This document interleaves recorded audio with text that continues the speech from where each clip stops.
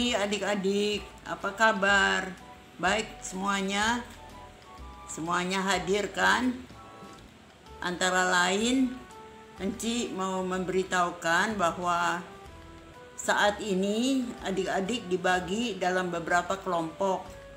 Ada Enci Nini, Enci Sandy, Enci Sari, Engku Martin, Engku Lexi, dan Enci Susi. Semuanya dibagi. Satu Enci dapat 5 anak. Kelompoknya Enci adalah, namanya Enci sebut ya, hadir nggak? Stefanus, Day, Meta, dan Nadine. Jadi itu termasuk dalam kelompok Enci Susi ya. Terima kasih. Mari kita masuk dalam ibadah pagi hari ini. Kita mengambil saat teduh sebentar.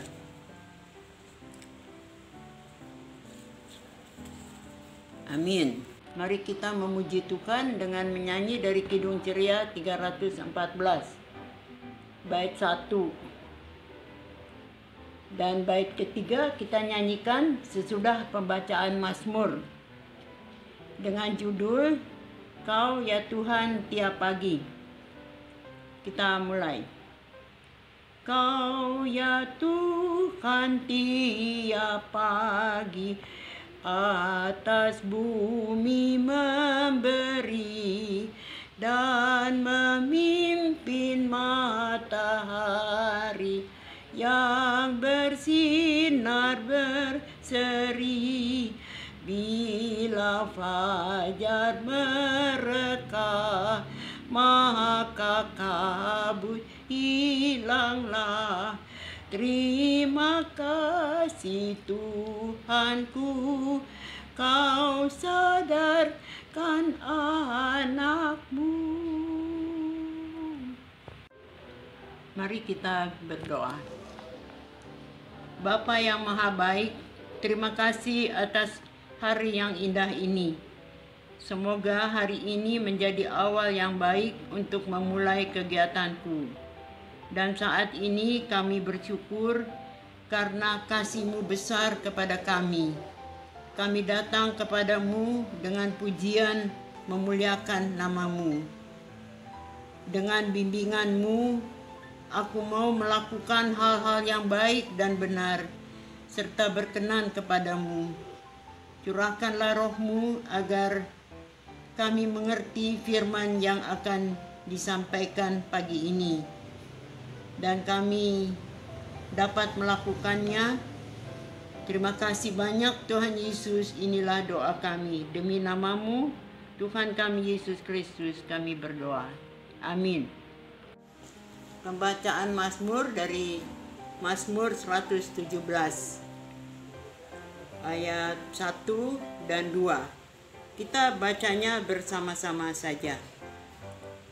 Pujilah Tuhan, hai segala bangsa, megahkanlah Dia, hai segala suku bangsa. Sebab kasih-Nya hebat atas kita, dan kesetiaan Tuhan untuk selama-lamanya. Haleluya. Pergilah ke seluruh bumi dan wartakanlah Injil. Kita sambut dengan lagu Kidung Ceria 314 bait yang ketiga. Oh, ampunilah dosaku dan sucikan hatiku, perteguh imanku Bapa pada Yesus anak-Mu. Buat cahaya kasih-Mu menyinari hatiku, biar hidupku terus dipenuhi Roh Kudus.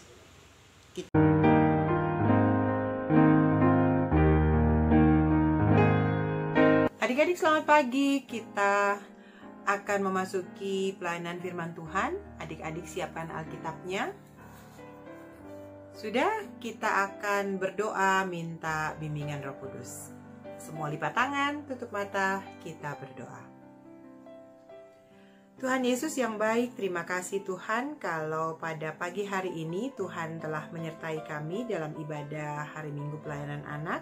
Dan saat ini kami akan membaca firman Tuhan, mendengarkan firman Tuhan dan merenungkannya. Tuhan Yesus kiranya memberkati kami agar kami dapat diam dengan tenang untuk mendengarkannya. Terima kasih Tuhan Yesus, di dalam nama anak-Mu Yesus Kristus kami berdoa. Amin. Nah adik-adik, kita akan membaca Alkitab. Adik-adik boleh buka Alkitabnya. Kisah Para Rasul 19 ayat 1 sampai 12. Kisah Para Rasul 19 ayat 1 sampai 12. Dan adik Ilea akan bantu kita untuk membacakan Alkitabnya. Pembacaan Alkitab diambil dari Kisah Para Rasul 19 ayat 1 sampai 12. Paulus di Efesus. Ketika Apolos masih di Korintus, Paulus sudah menjelajah daerah-daerah pedalaman dan tiba di Efesus. Di situ didapatinya beberapa orang murid. Katanya kepada mereka, "Sudahkah kamu menerima Roh Kudus ketika kamu menjadi percaya?" Tetapi mereka menjawab dia, "Belum. Bahkan kami belum pernah mendengar bahwa ada Roh Kudus." Lalu kata Paulus kepada mereka, "Lalu kalau begitu, dengan baptisan manakah kamu telah dibaptis?" Jawab mereka, "Dengan baptisan Yohanes." Kata Paulus, "Baptisan Yohanes adalah pembaptisan orang yang telah bertobat." Dan ia berkata kepada orang banyak bahwa mereka harus percaya kepada Dia yang datang kemudian daripadanya, yaitu Yesus.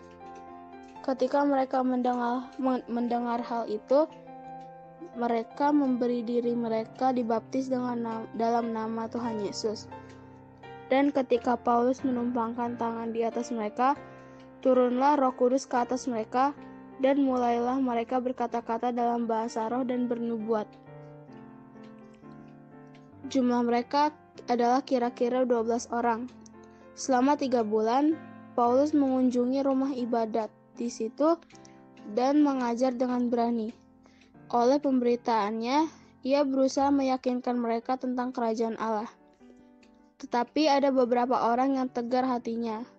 Mereka tidak mau diyakinkan, malahan mengumpat jalan Tuhan di depan orang banyak. Karena itu, Paulus meninggalkan mereka dan memisahkan murid-muridnya dari mereka, dan setiap hari berbicara di ruang kuliah Tiranus. Hal ini dilakukannya 2 tahun lamanya, sehingga semua penduduk Asia mendengar firman Tuhan, baik orang Yahudi maupun orang Yunani. Oleh Paulus, Allah mengadakan mujizat-mujizat yang luar biasa. Bahkan orang membawa sapu tangan atau kain yang pernah dipakai oleh Paulus dan meletakkannya atas orang-orang sakit. Maka lenyaplah penyakit mereka dan keluarlah roh-roh jahat. Nah adik-adik, tadi kita sudah mendengarkan teman kita Ilea membacakan Alkitab pada hari ini. Coba kita simak dulu ya adik-adik ya, lihat dulu. Judul dari bacaan kita apa adik-adik? Judul bacaan kita di dalam Kisah Para Rasul 19 ayat 1 sampai 12. Judulnya apa? Ya, Paulus di Efesus. Baik. Nah, adik-adik, sebelum kita masuk di dalam cerita ini, Cinini mau sedikit tanya ke adik-adik ya. Siapa yang tahu Kisah Para Rasul ini ditulis oleh siapa? Kisah Para Rasul ini ditulis oleh? Iya, Kisah Para Rasul ditulis oleh yang namanya Lukas. Nah, Lukas ini bukan nabi ya adik-adik ya. Lukas ini siapa sebenarnya dia? Sehingga dia menuliskan kisahnya si Paulus. Iya, betul. Lukas itu adalah teman sekerja Paulus adik-adik. Nah, pada zaman itu Paulus punya teman, sama seperti adik-adik juga punya teman ya. Nah, tapi Lukas ini selain teman, Lukas ini juga adalah seorang tabib. Atau kalau sekarang ini dikenal dengan namanya dokter ya. Nah, di dalam kisah para rasul yang adik-adik tadi dengarkan atau adik-adik baca, itu ada yang namanya Lukas itu, kita harus tahu dulu, betul nggak ya dia adalah teman? Ada tertulis nggak di dalam Alkitab? Ayo adik-adik silakan dibuka Filemon 1 ayat 24. Filemon 1 ayat 24. Sudah ketemu? Baik, kita akan baca ya. Filemon 1 ayat 24. Dan dari Markus, Aristarkus, Demas, dan Lukas, teman-teman sekerjaku. Benar ya, berarti Paulus itu mempunyai teman namanya Lukas. Itu teman sekerjanya Paulus. Nah, yang kedua, apakah betul Lukas itu adalah dokter atau tabib? Nah, coba adik-adik buka lagi di Kolose 4 ayat 14. Di Kolose 4 ayat 14 berkata begini. Salam kepadamu dari tabib Lukas. Oh, ternyata benar. Di Kolose 4 menyebutkan bahwa Paulus punya teman namanya Lukas dan dia adalah seorang tabib atau seorang dokter. Kita lihat lagi. Adik-adik boleh buka lagi 2 Timotius 4 ayat 11. Ayo. 2 Timotius itu ada di mana adik-adik? Alkitab atau kitab di Perjanjian Lama apa baru? Iya, Perjanjian Baru ya. Kita buka 2 Timotius 4 ayat 11. Kita baca, hanya Lukas yang tinggal dengan aku. Jemputlah Markus dan bawalah ia kemari karena pelayanannya penting bagiku. Berarti saat itu memang teman sepelayanan Paulus adalah Lukas ya. Nah, mereka berpelayanan di mana adik-adik tadi kalau kita baca? Di kota Efesus. Nah, kota Efesus itu seperti apa sih adik-adik? Sekarang nih Cini ini mau lihat dulu nih kota Efesus supaya adik-adik tahu ya.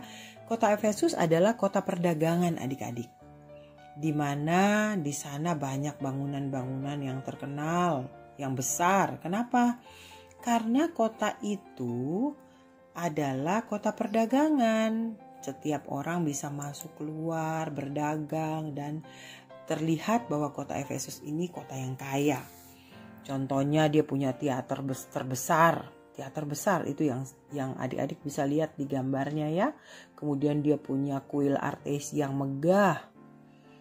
Nah, adik-adik, pada saat Paulus melakukan perjalanan pelayanannya, ia banyak mengunjungi juga bait Allah untuk berkhotbah. Kenapa dia mau berkhotbah kepada orang-orang yang ada di Efesus?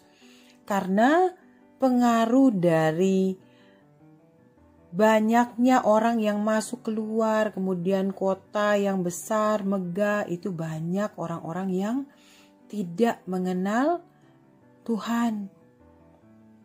Mereka berbanyak berbuat dosa, sehingga Paulus tergerak untuk memberi arahan atau ajaran pertobatan kepada orang-orang yang ada di kota Efesus itu.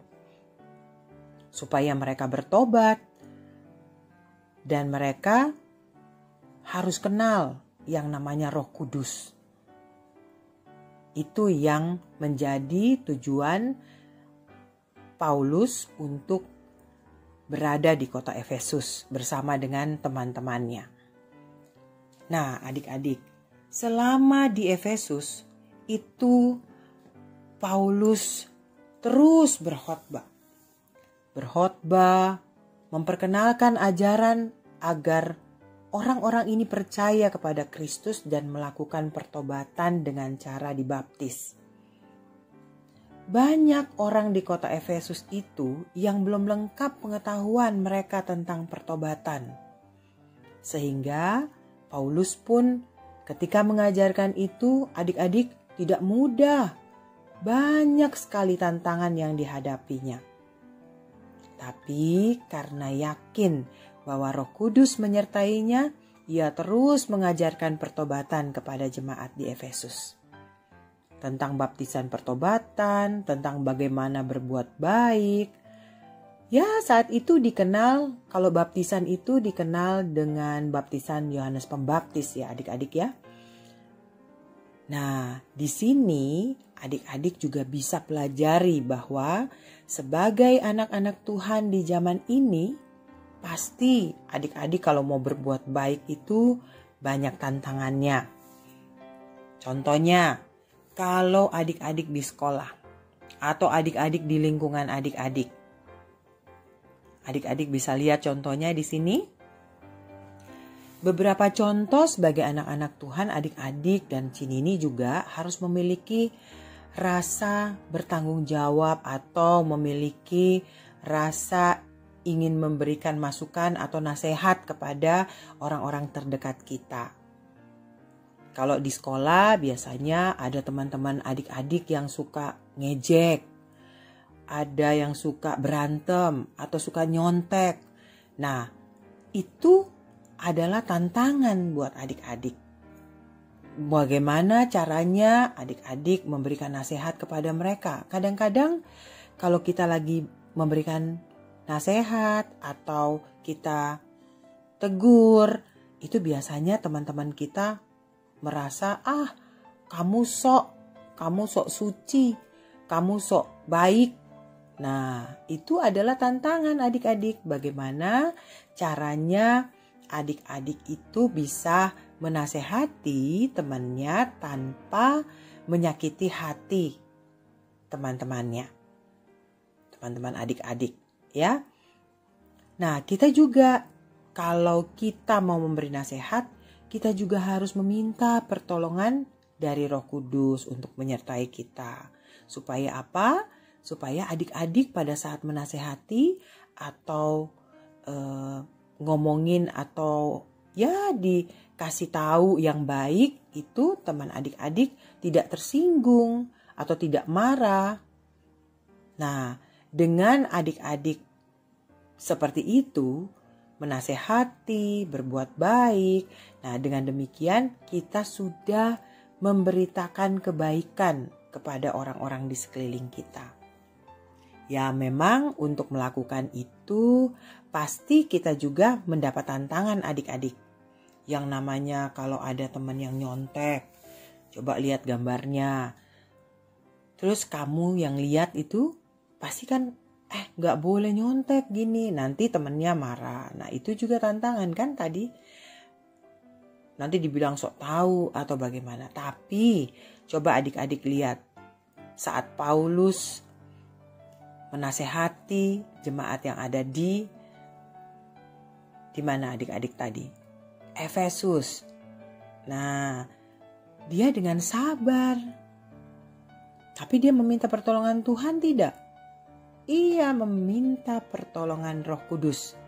Nah, adik-adik juga harus seperti itu ya. Nah, kalau begitu adik-adik, hari ini sebenarnya kita sudah mendapat pesan dari firman Tuhan yang kita baca dan kita dengar. Bahwa adik-adik diharapkan teruslah menjadi anak-anak Tuhan yang senantiasa memberitakan kebaikan. Apalagi contohnya saat ini kita sedang mengalami pandemi COVID-19. Kita tahu ya bahwa kita harus menyampaikan hal-hal yang baik. Seperti jika melihat teman kita yang tidak pakai masker, kita harus kasih tahu. Tapi dikasih tahunya baik-baik. Kemudian yang tidak cuci tangan, kita juga kasih tahu. Supaya mereka juga melakukan yang namanya apa? Iya, harus ikut semua yang disampaikan demi kebaikan kita semua. Pakai masker, cuci tangan, tetap di rumah. Nah, Adik-adik, semua itu tantangan juga loh. Kalau kita mau menyampaikan itu, maka mintalah Roh Kudus terus bekerja di dalam hati kita untuk dapat memberitakan kebaikan Tuhan. Pesan hari ini jelas, kita sebagai anak-anak Tuhan teruslah memberitakan kebaikan Tuhan melalui apa saja yang bisa kita lakukan. Tuhan Yesus memberkati adik-adik semua. Amin. Tadi kita sudah mendengarkan firman Tuhan, kita akan meresponinya dengan menyanyi dari Kidung Ceria 199 baitnya yang pertama dan yang kedua, Kusuka Menuturkan.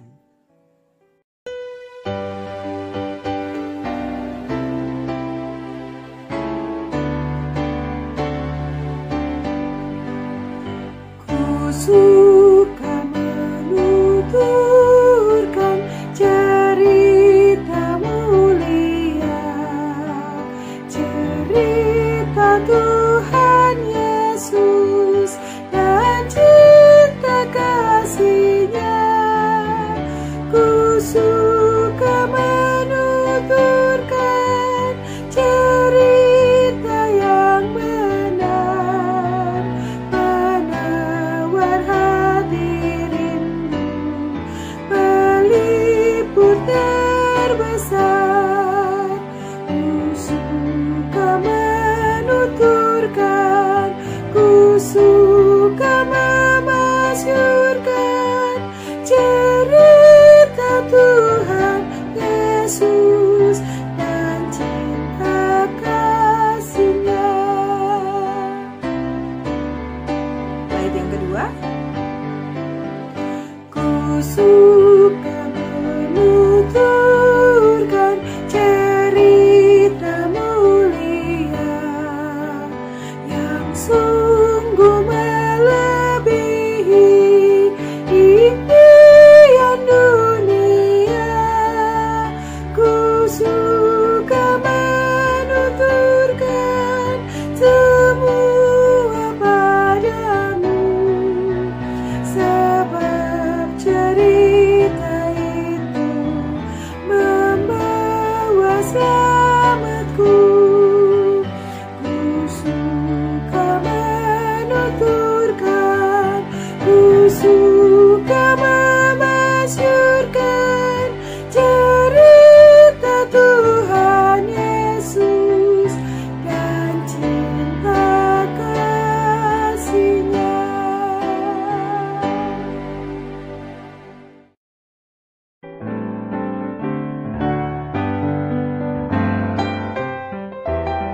Selamat hari Minggu adik-adik. Hari ini sebelum masuk ke aktivitas untuk minggu ini, Enci mau berterima kasih dulu nih kepada adik-adik yang sudah mengumpulkan aktivitasnya di minggu lalu.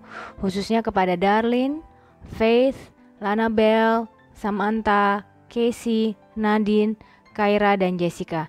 Terima kasih ya sudah rajin mengumpulkan aktivitasnya minggu lalu. Untuk yang namanya belum Enci sebutin, jangan lupa ya ngumpulin aktivitasnya untuk minggu ini. Nah, aktivitas untuk minggu ini memiliki tema, yaitu temanya rada panjang sih adik-adik. Kita bersyukur kepada Tuhan Yesus karena pemberitaan Injil itulah saat ini kita juga bisa mengenal dan mengasihi Tuhan Yesus dan disebut sebagai anak Tuhan. Untuk aktivitas ini, Enci minta agar adik-adik bisa membuat ringkasan bacaan Alkitab selama 1 minggu penuh. Dari hari Minggu 4 Oktober sampai dengan 10 Oktober. Kalau bisa, Enci dikirimkan ringkasannya setiap harinya pukul jam 8 malam paling lambat dan dimasukin ke Google Form. Nah, ini adalah ringkasannya, contoh ringkasan. Misalnya pada hari ini Minggu 4 Oktober 2020, bacaan Alkitabnya adalah Kisah Para Rasul 19 ayat 1 sampai 12. Pesan yang kudapat, nah ini yang harus dibuat oleh adik-adik. Harus rajin membaca Alkitab setiap hari. Tantangannya, apalagi kalau bukan malas membaca Alkitab. Nah, Enci sudah mendaftarkan bacaan Alkitab yang harus dibaca oleh adik-adik. Ini jelasnya juga ada di dalam Google Formnya yang bisa diakses setiap hari. Nah, Enci kasih tips and trik ya. untuk bisa mengisi ini, adik-adik boleh loh diskusi sama papa, mama, oma, opa, om, tante, ataupun kakak adiknya ya yang ada di rumah. Atau mungkin juga boleh kok saling teleponan ke teman-teman adik di sesama AT juga boleh saling bertelepon dan menanyakan. Nah, yang kedua, adik-adik bisa juga melihat Sabda Bina Umat atau SBU sebagai referensi. Yang belum punya, boleh WA Enci, ntar Enci Sari fotoin kirim ke WA.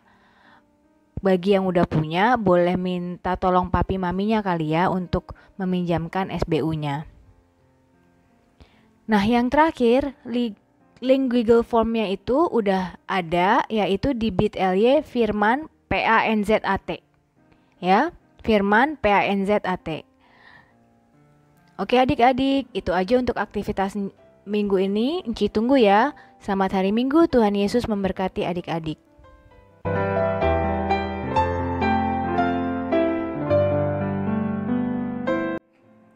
Mari kita berdoa syafaat. Mari kita berdoa. Tuhan Allah Bapa kami yang bertata dalam kerajaan surga, Engkau sungguh baik dalam kehidupan kami. Tuhan Yesus, sertai kami dan lindungi kami setiap saat di dalam keluarga kami. Bersama mama, papa, dan kakak adik, serta saudara-saudara kami yang terkasih. Tuhan Yesus, berkatilah sekolah kami dalam kami mengikuti pelajaran. Tuhan Yesus, berikanlah kami kepintaran, kepandaian, dan kecerdasan di dalam menghadapi kegiatan pembelajaran. Kiranya Tuhan Yesus menolong kami sehingga kami dapat bersekolah dengan baik walaupun dengan sistem online. Tuhan Yesus, berkatilah orang tua kami, kakak dan adik kami, berikanlah damai sejahtera dan sukacita, serta berikanlah kesehatan yang baik kepada mereka. Tuhan Yesus, berkati juga gereja GPIB di Indonesia, terutama gereja GPIB Nazaret. Tuhan Yesus, berkatilah pendeta kami di dalam pelayanannya dan berkati juga di dalam kehidupan bersama keluarga terkasih. Tuhan Yesus, berkati negara kami, negara Republik Indonesia. Berkati juga Bapak Presiden dan Wakil Presiden beserta jajarannya. Kiranya Tuhan berikan hikmat di dalam memimpin bangsa Indonesia agar damai, sejahtera, dan sukacita selalu bersamanya. Tuhan Yesus, kami juga ingin berdoa untuk adik-adik yang sedang sakit. Tuhan akan jamah dan sembuhkan mereka supaya dapat sehat kembali dan dapat melakukan kegiatan pembelajaran di sekolah. Tuhan Yesus, berkati para pelayan Pelkat Pelayanan Anak yang senantiasa melayani Tuhan dengan sukacita, agar kiranya Tuhan Yesus berikan kesehatan yang baik, sukacita, serta berkat dan damai sejahtera. Terima kasih Tuhan Yesus. Inilah doa yang kami panjatkan kepadamu. Dengan dengar dan sambut doa ini yang kami alaskan hanya di dalam nama anak-Mu, Yesus Kristus, yang telah mengajarkan kami berdoa bersama. Bapa kami yang di surga, dikuduskanlah nama-Mu, datanglah kerajaan-Mu, jadilah kehendak-Mu di bumi seperti di sorga. Berikanlah kami pada hari ini makanan kami yang secukupnya, dan ampunilah kami akan kesalahan kami, seperti kami juga mengampuni orang yang bersalah kepada kami. Dan janganlah membawa kami ke dalam pencobaan, tetapi lepaskanlah kami daripada yang jahat. Karena Engkaulah yang mempunyai kerajaan dan kuasa dan kemuliaan sampai selama-lamanya. Amin.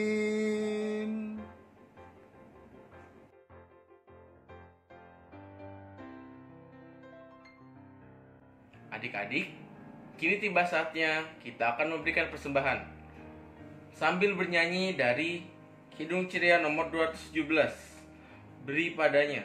Kidung Ceria nomor 217, Beri Padanya, bait 1 dan yang kedua.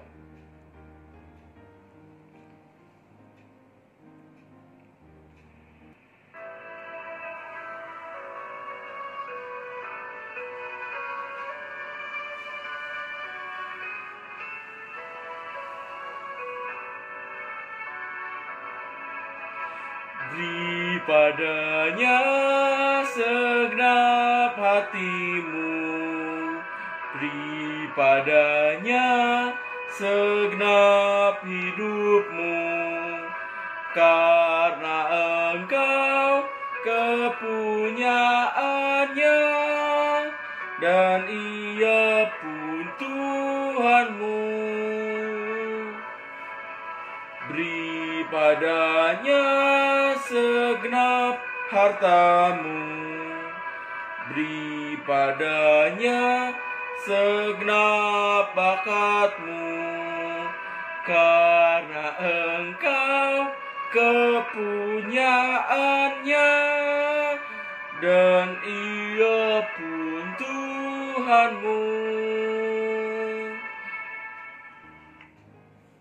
Adik-adik, mari kita berdiri untuk mendoakan persembahan pada minggu pagi hari ini.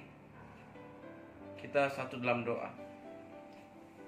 Tuhan Yesus, berkatilah persembahan ini supaya dapat menjadi berkat bagi pelayanan dan kesaksian-Mu. Terima kasih Tuhan Yesus. Amin. Adik-adik, silakan duduk. Engkau akan mewartakan warta PA. Warta PA yang pertama, IHMPA dimulai pukul 9.00 WIB. Warta PA yang kedua, persembahan dapat adik-adik masukkan ke dalam amplop atau adik-adik dapat transfer ke rekening GPB Jemaat Nazaret.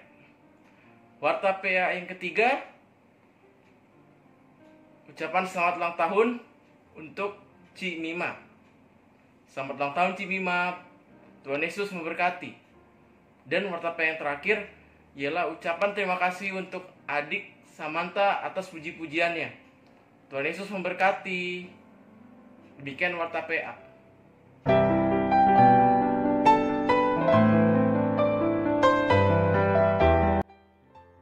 Adik-adik, kita tiba di bagian pengutusan dari ibadah hari Minggu pelayanan anak pagi ini.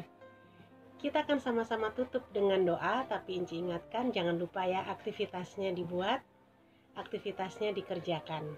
Sebelum kita masuk dalam doa tutup, kita akan bersama-sama menyanyi Kidung Ceria 271, Cinta akan Yesus.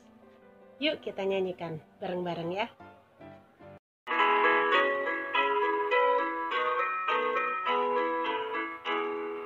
Cinta akan Yesus tak berarti hanya nyanyi dan doa.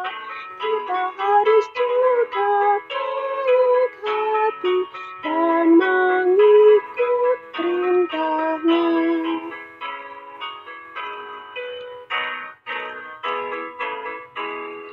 Cinta akan Yesus pun berarti harus buang yang cemar. Kita berusaha tiap hari jadi orang yang benar. Adik-adik, mari kita berdoa. Tuhan Yesus, terima kasih untuk kesempatan kami boleh beribadah di pagi hari ini. Terima kasih untuk berkat-Mu yang kami terima melalui ibadah ini. Sekarang ya Tuhan, kami akan menutup ibadah ini, tapi kami melanjutkan ibadah kami yang sesungguhnya dalam kehidupan kami setiap hari, ketika kami bertemu dengan banyak orang, meskipun lewat media-media online, ketika kami bersekutu, berkumpul bersama-sama dengan keluarga di rumah. Tuhan tolonglah kami, agar kami dapat menjalani kehidupan ini dengan gembira, dengan sukacita, dengan penuh ungkapan syukur. Terima kasih ya Tuhan Yesus. Terima kasih. Amin.